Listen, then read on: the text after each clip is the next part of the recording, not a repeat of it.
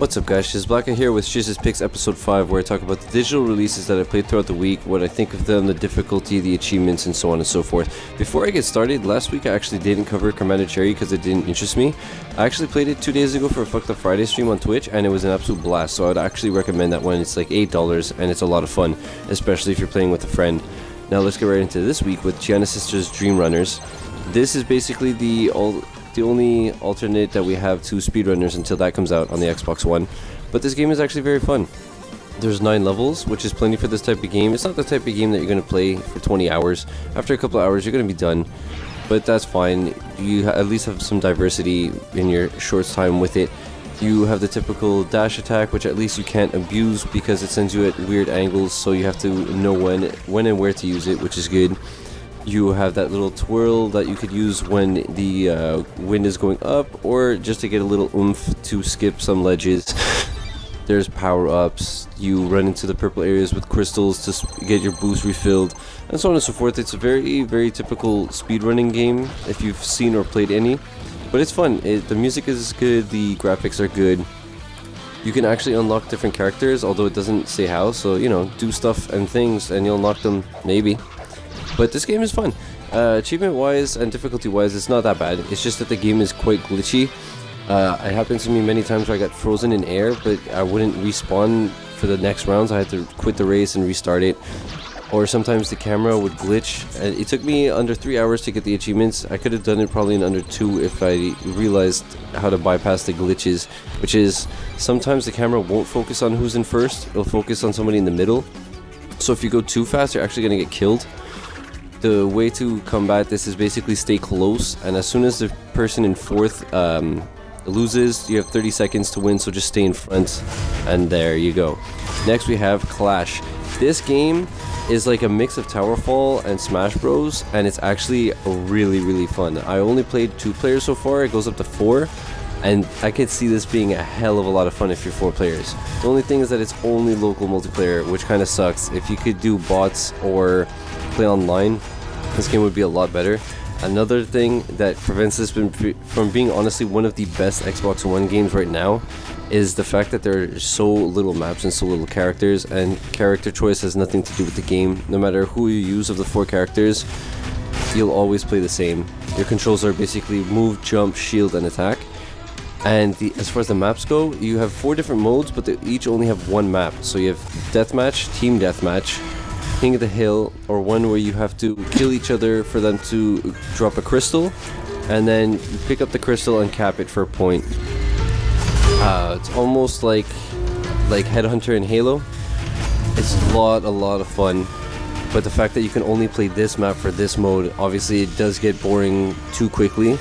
This game has a lot of potential, but it is a lot of fun, and I'm still, usually when I get all the achievements or a game like this, when I'm done with it, I'll uninstall it. But this one, like, it's that game that I'm keeping on my hard drive for next time I'm with the boys and we're having a few beers. We're gonna play this and have a blast. Achievement wise, this game's a joke. You can just beat up a dummy controller. I had my second player who wasn't even playing after this, and within 1 hour I got all of the achievements except for 3, which are 4-player achievements. So once I have my hands on 2 more controllers, it'll literally take me 5 minutes and I'll get those. It does have secret achievements, which is annoying because they're very obscure stuff that you would never think of off the top of your head. And the fact that you have to be 4 players locally is a pain in the ass, because obviously not everybody has 4 controllers, or not everybody always has 4 people in the same room at once. But besides that, the fact that it's too short and doesn't have enough content sucks, but the game itself is a blast. And this week for the pick, I actually have a tie. There's Velocity 2X and Adventures of Pip. To be honest, I love both of them so much, I don't know which I like more. So I'm just going to show both. We're going to start with Velocity 2X. This one is really cool and different. It is pretty hard though. If you're going for the achievements, good luck. You're going to have to perfect every single level, which is going to be a nightmare. You basically have to do it in a certain amount of time. You can't die. You have to kill every enemy, save every survivor, and I think the points go by killing and not dying, from what I could tell. But I've only perfected maybe a handful of levels out of the 36 or so that I've played. I'm about 70% through the main story mode, and it's already getting really tricky, as you can see on screen, but it is a lot of fun. There's also like speedrun modes, there's daily challenges, etc. This game is 20 bucks compared to the other ones on the list that are 10, but this game also does have a lot more content. This isn't a game that you can just be done within 5 hours. This is going to be a good 20-30 hour game if you're really going to try to do everything, get every achievement, and it's going to be really tough. What makes this cool is, as you can see, there's the ship segments and then the platforming segments, and both of them are really fun. It's not like you're just waiting to get to the one that you like. It's all amazing. Graphics, really nice style. The music, honestly, I need to get my hands on the soundtrack because I absolutely love it. One of the best soundtracks I've heard in a while.